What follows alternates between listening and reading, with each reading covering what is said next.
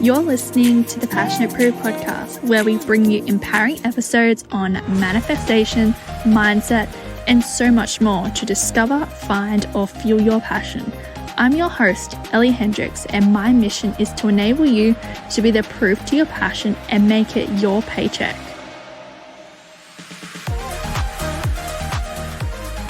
Welcome to the Passionate Proof podcast, Shay. Thank you so much for taking the time in coming and speaking with me today. No worries, Ellie. Thank you so much for having me. I have been looking forward to this since you asked me. So yeah, thank you so much for allowing me to be here. Yay, no worries at all. So let's start off with sharing with the listeners who may not know who you are and give us a little snippet to Life of Cheyenne. Yeah, cool.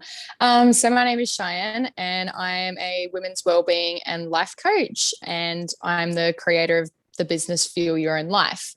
So a bit of a snippet into who I am as a person. For the astrology lovers, I am a Aries sun, Sagittarius moon, and Sagittarius rising. So triple fire in there, very fiery personality. And yeah, I'm from WA, and I grew up in a small town that's actually a heritage town called Jarrahdale, which is about an hour drive south of Perth. It was very isolated growing up, but reflecting back on that now, I'm super thankful because we had the opportunities to, be part of a community in that growing up, which was really, really cool.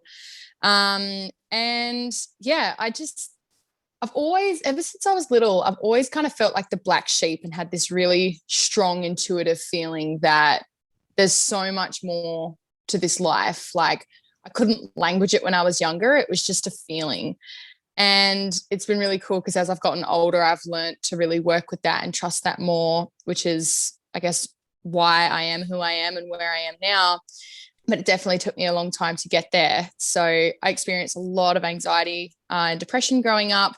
And it was quite a rough journey. Like throughout high school, it just was not a good time trying to fit yourself into this box and figure out what you want to do. And it just really I felt really messy and lost for a very long time. So that led me, I guess, down the paths of doing probably not some of the best things and hanging out with not so many great people, and led me into a lot of different jobs as well, because I was just like, had this mindset of, yep, just got to earn money. So that led me into working fly in, fly out for about 4 years. And yeah, I really had this moment. It was like it was literally like the penny dropped of just like, all these external things that I'm doing don't actually define me. Like, I define me. Yeah. And it was really cool because it was just like that one thought just triggered so many other thoughts, which then started, I guess, me taking action to lead me where I am today. Yeah, I founded Fuel Your Own Life back in 2019. It was originally a personal trainer's business. That was how I started. And then, yeah, it came across life coaching later on that year and was just like, oh my God, this is it. This is what I've been looking for. This is what I'm meant to do. So it was really cool to have that. So yeah, that's a little snippet about who I am. Love it. Thank you. I have so many topics I want to discuss now. So let's just go backward a little bit to, I guess, when you were coming out of school. Where were you then? Was that when you just went into fly in, fly out work, or were you just working sort of alongside like your job from school, or what were you doing at that point? Yeah, so so many of my friends were going to uni. I moved schools in year 11 and became friends with all the year 12s. So cool. They basically all graduated and then it was just me, and I was like, okay, cool. So year 12 was quite rough. I didn't know what I wanted to do. I knew I wanted to get into the mental health space, but just wasn't really sure how to go about that. So I kind of just got by in school, which is crazy because, like, not to toot my own horn, but I know that I'm really academically smart, but I just could not give any effort towards school. Like, I just did not care. I just wanted to get out of there, just wanted to get that certificate and leave. And so many of, the girls I seen, they were all absolutely like slugging their guts trying to go to uni. And I was just like, I don't really feel like it's for me. And anyway, I ended up leaving school, and I think I was working at Subway at the time, like part-time. And then I actually got fired from that job. It was a really unethical place to work and just the specific branch I was at. And then I think I started doing a traineeship in disability work when I was around 17. And then that really wasn't for me and didn't really work out. And then I remember I was unemployed for the longest I've ever been unemployed for, which was 2 months. And my girlfriend, she was a manager at McDonald's, and she just said, come work at Macca's with me. And I was like, nah, first job was Red Rooster. I'm never going back to fast food. And she's like, it's different. Like, come on, trust me. Something to pay the bills. It's a really good place to work. And I was like, okay, no worries. And so, yeah, I started doing that just before I turned 18 and actually really thrived in it. And within 6 months of being there, they were like, we want you to do your manager's course and certificate, make you a manager. And I was like, okay. So started doing that. And yeah, I actually really enjoyed it. I reflect back and it was probably one of the best jobs I ever had, in the sense of the systems that it had and just what it taught me. And then, yeah, I got my first job in mining when I was, how old was I? I would have been 19. And I started up there as a utility worker, so as a cleaner and working in the kitchen. And it was definitely hard yakka, but it was my foot in the door to the mining industry. So, yeah, that was kind of how that started. And how long were you in like FIFO for? Like just a few years, or how long were you in the same role, or did you sort of work in different roles and stuff like that when you're up there? Yeah, so I started off, like I said, as a utility, and then I was working in the kitchen on night shift for about 10 months straight, long swings. And then I remember, yeah, my body clock was annihilated. And then I remember I was in what they call the crib room. So that's basically where everyone comes in to get their lunch and stuff like that. And I was in there and I was changing a tray of food, and this guy said quite a degenerative comment to me. And I just thought to myself, is this really what I want to be doing? Is this what I want to be doing? Like, nah, it's really not. And so I was doing my personal training course online, and I wasn't really getting anywhere with it. And I just thought, screw it. I'm just going to save my money, and I'm going to quit this, and I'm going to go and do my personal training course full time. So that was what I did. So I started fly in, fly out March 2018. And then I resigned in January 2019, started working as a personal trainer, and went and did my course and stuff. And then it was around July 2019. I had some, personal circumstances just completely flipped. Basically, the relationship I was in ended. And I ended up going back up into the mines, but working as a fitness instructor, which was really, really cool. Wow, that is cool. Yeah, it was awesome. I got to work with a really, really bunch of cool people, learnt so much about myself, and just got to really add value to what the life was like up on site. So that was really, really fun. So I did that, from July 2019 until about March 2020. And then I was like, I'm sick of fly in, fly out. I need a break for a while. And it was interesting the time that I decided to leave, because it was obviously when the whole world decided to change. Yeah, wow. So I decided to take the leap, and I was like, yep, just going to do my business stuff. And I just wanted that time to really work on myself as a person, to be honest. I was like, what will be. Money's always going to be coming in from some source. Like, I'll go work in a warehouse if I have to. Like, I just really want that space to just be at home and I guess really just digest so many things that had happened in my life up to that point. Yeah. And then it was around... Oh, sorry. I was just going to say, it was sort of like a little bit of reflection as well on your life and where you're at. And you're sort of like, where do I see myself in the next 2 years? You sort of reassessed everything that you've done up to that point, and you're like, is this what I want? Am I worth, or am I wanting to do something for myself? And because you had, experience in PT and stuff like that, you sort of, you just had that almost independence in a way, like being able to coach people and stuff. And now that you're going into life coaching, it's just, yeah, it's a whole new ball game. Yeah. Yeah. Thank you. And absolutely, that's exactly what it was. And I just felt this real imbalance, you know, like 12-hour days, 2-week swings, come home on your week off. And I was just feeling really, really rushed. And I didn't really have the energy to study or to put into my relationships, you know, with other people and with myself. And I just thought, screw it. Like, I've always had this belief that I'm always going to have work. No matter what, I'll always find work. Like I've got enough experience. I've done enough qualifications. Like I'll always find work. And you know what? If I need to go back and work at Macca's for 6 months just to pay my bills, I'm happy to do that. Like I wasn't really worried about that. And so, yeah, it took about, so March 2020 until about November last year, I just took some space to, you know, kind of dabble in the business and just, you know, like I said, enjoy life. And then, the bank got a bit low and a job opportunity came up to go back to fly in, fly out. And I was like, yeah, all right, why not? You know, I feel like I've mentally given myself enough of a break that I'm ready to go back, and went back to the site that I was working with when I resigned in 2020. And I was going to go full time there. And then I don't know, it didn't feel right from the response that I got from, I guess, management, and just how the response I got from myself as well. And I was like, that's okay. It's not rejection. It's just redirection. Yeah. And ended up going into warehousing, working for a different company at a different site, and loved it.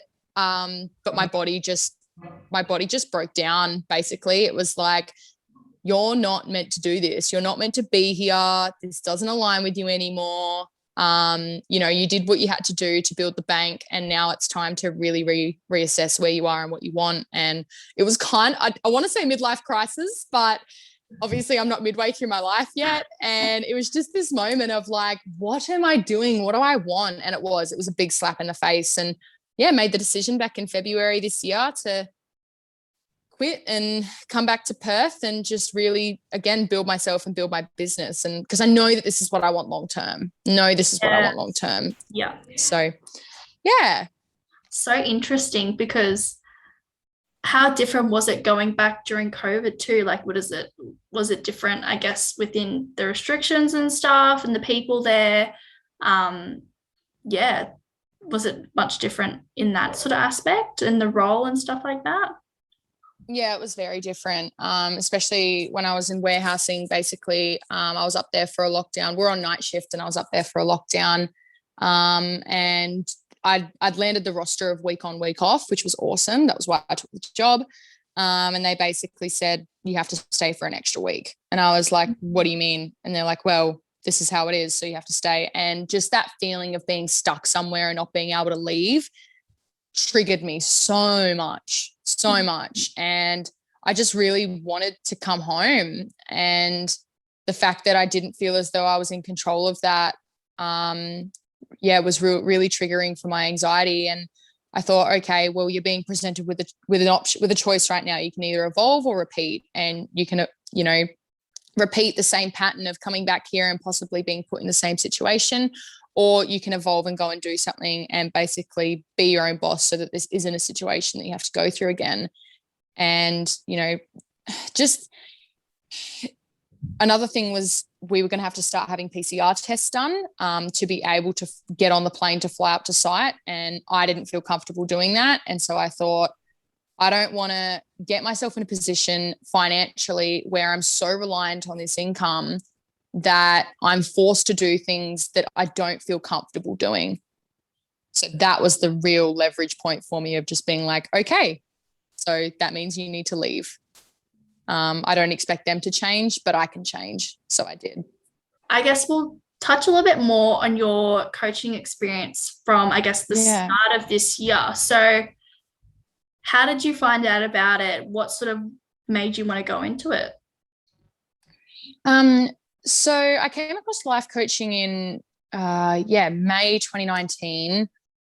And like I said, it was really that thing of like, oh my God, I've found it. I've found what I'm meant to be doing. Because I knew that I always wanted to get into a space of helping people.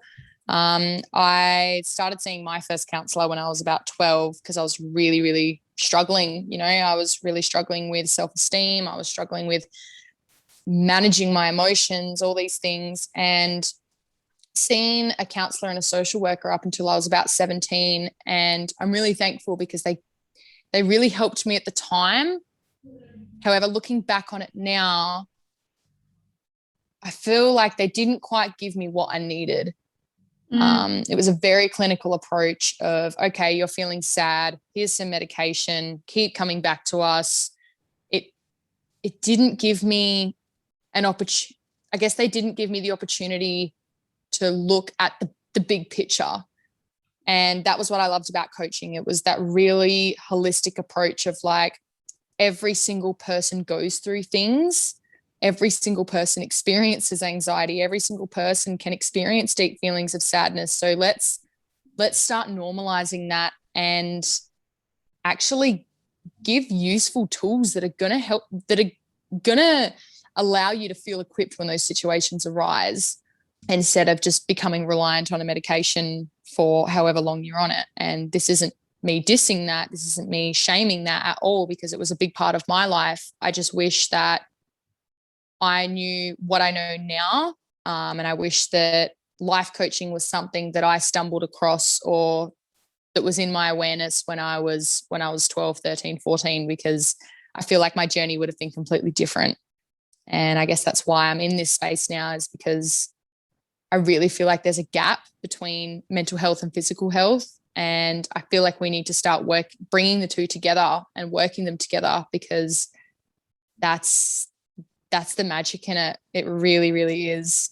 And I can definitely see from your experience being able to fill that gap too, in that you don't want people going through the same thing that you did, not having that sort of support and just being, given that sort of really westernized approach of, here's some medication sort of thing, and, come back and see how you like it sort of thing. It wasn't really diving deep into solving the issue at that point in time, or diving deep into how they could help you overcome those things that you were going through. It was just sort of like putting a band-aid on it sort of thing with the medication, and it's not really sort of solving the whole, I guess, reason why you're wanting to go and get that sort of counseling, and having someone to speak to about that sort of stuff. And being so young as well, I feel like a lot of children, or not even children, like teenagers, going through very similar things, like I guess with the whole social media space, and like they're exposed to so much information and how to sort of deal with it and not be so hard on themselves, and a whole lot of things that come with that sort of self-doubt, self-consciousness, and there's just so much. And I think it's definitely great you have the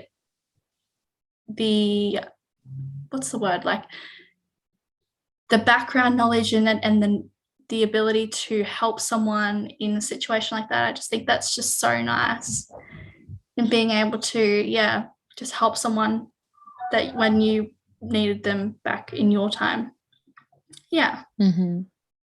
Thank you so much. And welcome. Everything that you said, everything that you just said just filled my heart so much, because that is my big why. And it took me a really long time to get clear on that, because I felt like that diagnosis defined me for a really long time. I was 14 years old, and they said, you basically, they were like, you've been diagnosed with depression, anxiety, and post-traumatic stress disorder.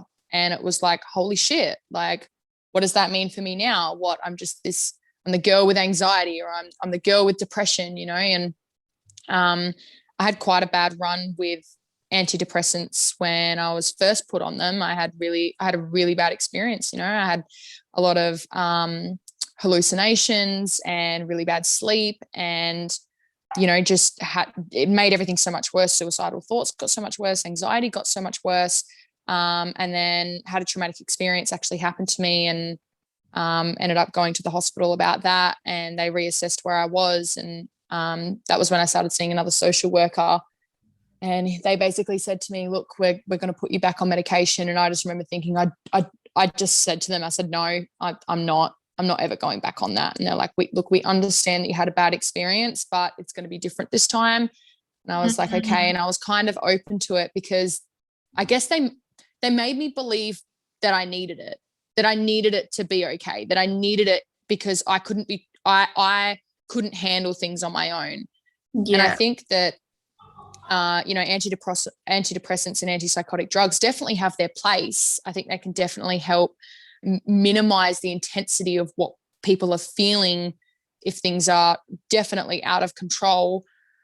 However, I do feel as though if I had been taught to not be so afraid of that sadness and not be so afraid of that anxiety, I would have built such a healthier relationship with it and felt as though I was in more control, because it might have suppressed the anxiety and depression, but it suppressed everything else.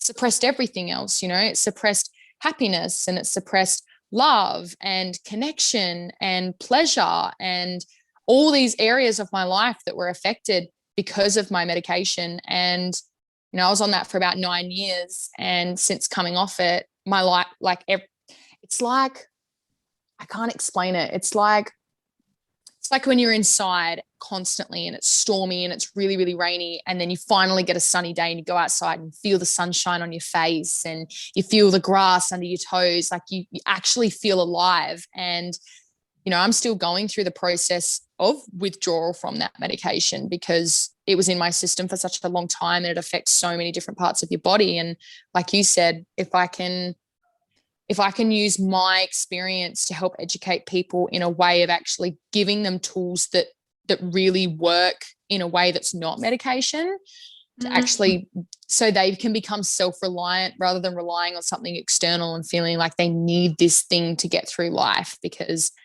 just speaking from my experience and where I am now, like I didn't need that thing. I really didn't. I needed to look at a lot of other things and change a lot of other things about myself and about my environment and my situation and, all these other things. But I didn't need that. And yeah, it did put a big Band-Aid on a lot of things for me. And obviously when you take that Band-Aid off, it was everything just came to the surface. And, I'm really, really glad that I've come across life coaching and the things and the community and the people that I have, because yeah, I kind of had to go through it all again. Yeah. It was different this time. And I would have had so many aha moments in that too, like so much like, oh, well, that makes so much sense. And it just, I guess if you never really took that step into going into life coaching, I think you never would have been able to uncover a lot of things as well, because yeah, I guess going through the whole medication and just always putting a Band-Aid on it and, never really digging deep into the things that you're going through and stuff like that. So yeah, that's really awesome, Shay. And it's good to see that now you're coming on the other side and you're able to express your story and help others. I think that's just so generous and just so amazing about, just this space that you're creating. It's awesome. Oh, thank you so much, Ellie. And thank you so much for, gifting me the opportunity to be on your platform with you and share my story. It really does mean a lot, because if it just has the power to touch one person, or maybe have them reach out to me or any other coach to just be like, I want to go for a different approach, or I feel like you could help me, then, I feel like, I don't know. I feel like everything that I've gone through has definitely been worth it. It's made you who you are today. Oh, absolutely. Absolutely. And it sounds so cliche too, of just like, oh, like what doesn't kill us make us stronger. But, it really does. Like, I don't regret any of the things that I've been through. Like, and there's been some pretty horrific things. And, it still hurts my heart to know that, I guess, there's some of the things that I've experienced, but I've chosen as an adult to use it as something to fuel my passion of helping people, instead of letting myself remain a victim to it. Let's talk about your course that you have now, and if you've had any other ones previously, because I know this is a very new space for you, and you've just released, is it a 9-week course or an 8-week course? 9 weeks. I want to touch on a little bit more on that, and I guess what sort of people would benefit from this course. Yeah, cool. So it is a 9-week course, and it's called Intrinsic Woman. And the reason why I titled it this is I'm obsessed with words. Like, I'm one of these people that can sit on the thesaurus for hours. I I love it. And I came across this word intrinsic, and I was like, intrinsic, I've heard of it, but I didn't really know what it meant. And it means to belong naturally. And the word after that was essence. And I just thought, oh my God, I feel like that's so appropriate, because I feel like as women, we are never encouraged that how we are right now is enough, ever.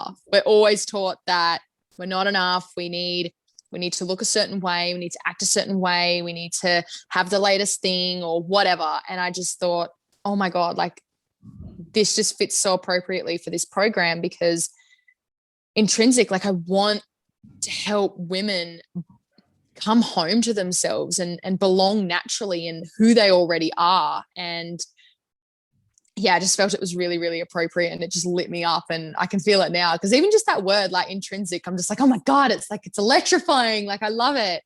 And yeah, I feel like I want to help women unlearn all the BS that we've been taught. And this goes from body image to diet culture to periods to feminine energy, all of these things, all these subjects that I'm super passionate about and that I've been doing so much work on myself, and because I know how much it's changed my life, just wanted to bring all of that in together and just create this container that was a safe space for women to transform themselves. And I guess the main points of this is like education, integration, and celebration. Like, let's educate ourselves on the newest way of living that suits us, not some social construct that we're forced to believe, but that actually suits us, our heart, our soul, our being, our womb, our truth, like all of it. And let's integrate that. Let's integrate that into our lives and into our relationships and into our self-love practices. And let's celebrate that. Let's celebrate that, you know, we've done the work, and celebrate who we are already, at the fact that, you know, we're taking this journey and we're taking these leaps. So that's a bit about the program and the why behind it. And yeah, like you said, it does go for 9 weeks. So that'll be starting at the end of September, and doors open for registration in about 2 weeks. So I'm super, super excited for that. That's so soon. It's literally like right around the corner. That's so cool. I know. Thank you. I'm so excited. It's been like, it's interesting because, you know, I've only really been full-time in my business since February, as we touched on earlier. And, you know, I've learned so much about business itself, but also about who I am as a person. And there's been a lot of roadblocks that I've had to uncover myself. And, you know, I've put programs out there before and haven't had anyone. I've had a couple of girls like or be interested, but nothing's ever really followed through. And I really had to do the work on myself of separating the two, in the sense that, yes, my business is this wonderful, beautiful thing that I'm creating and I love it. And it's part of me, but it's not all of me. And so I really had to do a lot of work around, you know, my fear of rejection and my fear of not feeling like I was enough. And, you know, it's really cool to be in such a space of like trust and surrender now, of like, I just know that the right women are going to come along and be a part of this magical space with me, rather than feeling like I have to prove to myself that I can get women in my program, you know. And it's really cool to have that shift, because yeah, like it's such a nicer space to be in, and it's coming from such a beautiful heart space now. And like I said, like the work that I've done on myself, I wanted to cultivate that into a program, to be like, look, I'm proof in the pudding, like this shit works, like I promise you, and I'm going to be here with you to hold you and celebrate you. And just, oh my God, I've done group programs myself, and the transformation and the potent power you feel when being in a space of a group of women together with the intention of like healing and growth and celebration and all these incredible things. Like, oh my God, like it gets my heart racing, and it actually, like, I start feeling sensations in places, because it's just so incredible to be witnessed like that. So yeah, that's the Intrinsic Woman program, and that's a bit about how it's evolved. That is so exciting. So exciting, Cheyenne. Like you can just see it in your face, in the tone in your voice. You just have so much to offer, so much passion, and so much it has been put into this. And I'm sure every single woman who's going to be enrolling in your course is going to like have so much come out of it, and they rethink their life and the way that they are and who they are to other people too, and in themselves. And yeah, just so many wake up calls. And yeah, I'll put like all the links in the show notes so everyone can see like your profile and a little bit about your course too. So super exciting, super amazing. Exciting.